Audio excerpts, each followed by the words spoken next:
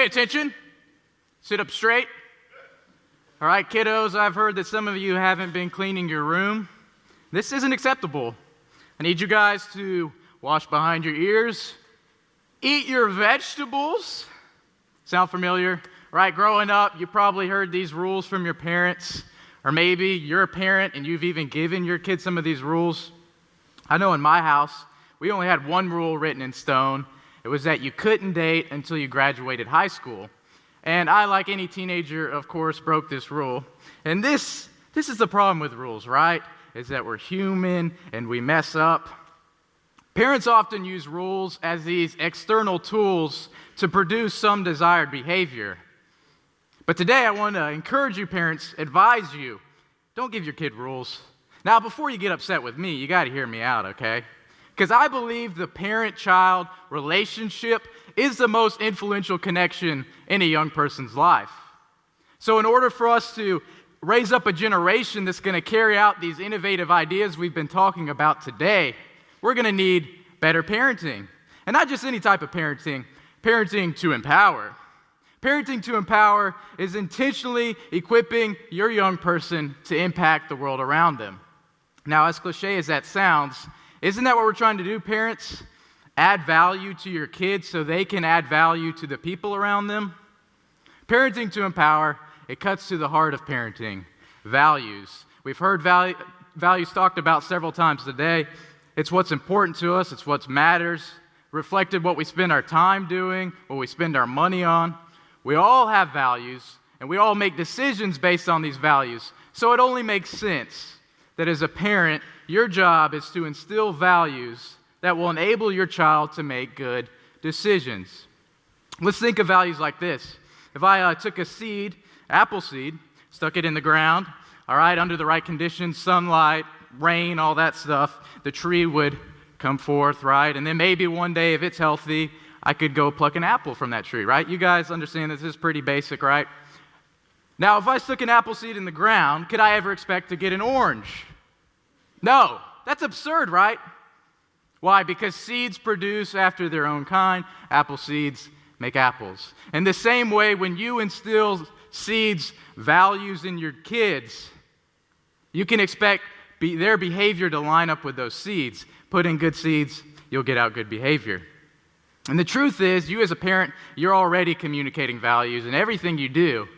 And so, how your child is acting right now is based on those values, good or bad.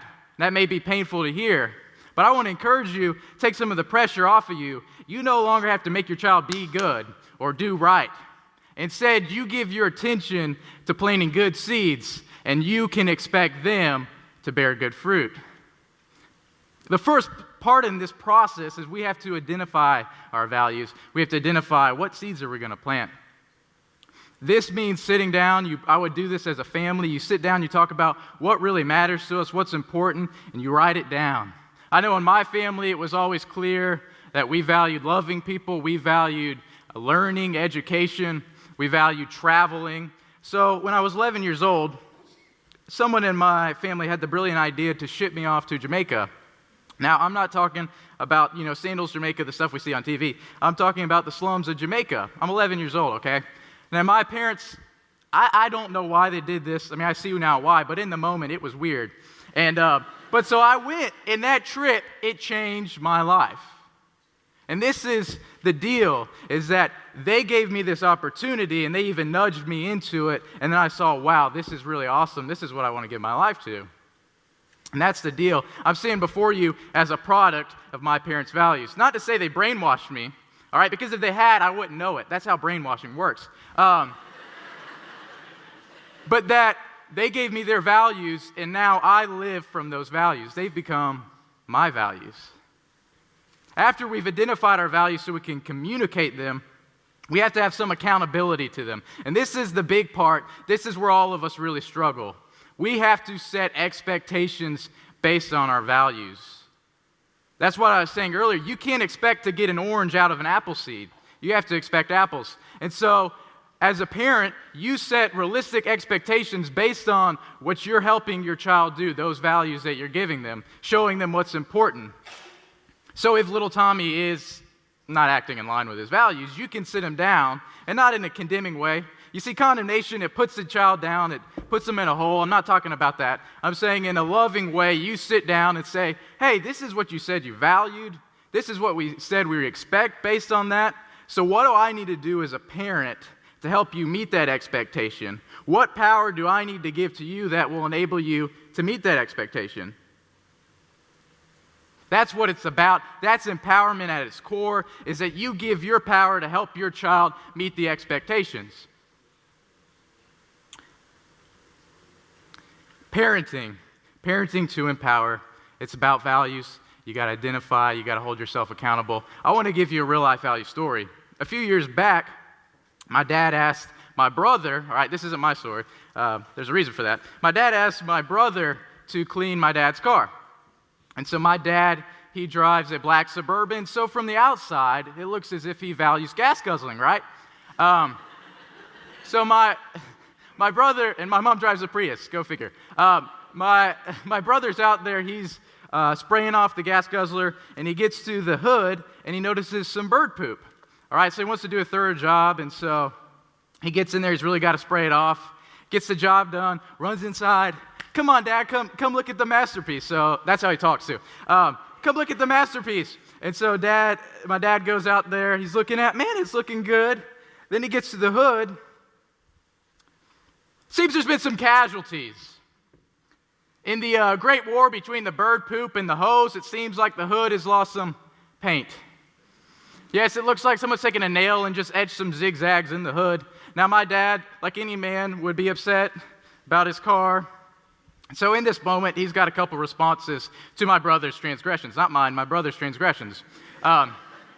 First response is, he can yell at him, "You're such an idiot, what were you thinking? This is my car." That's first response. Second response is, look at the car, look at my brother, say, "Hey man, I realize you probably didn't mean to do this. We're going to do better next time, but I love you, I forgive you, it's just a car."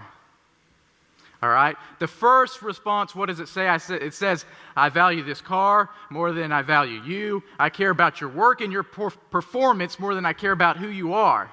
And that right there, that strips any sense of self-worth that a young person has.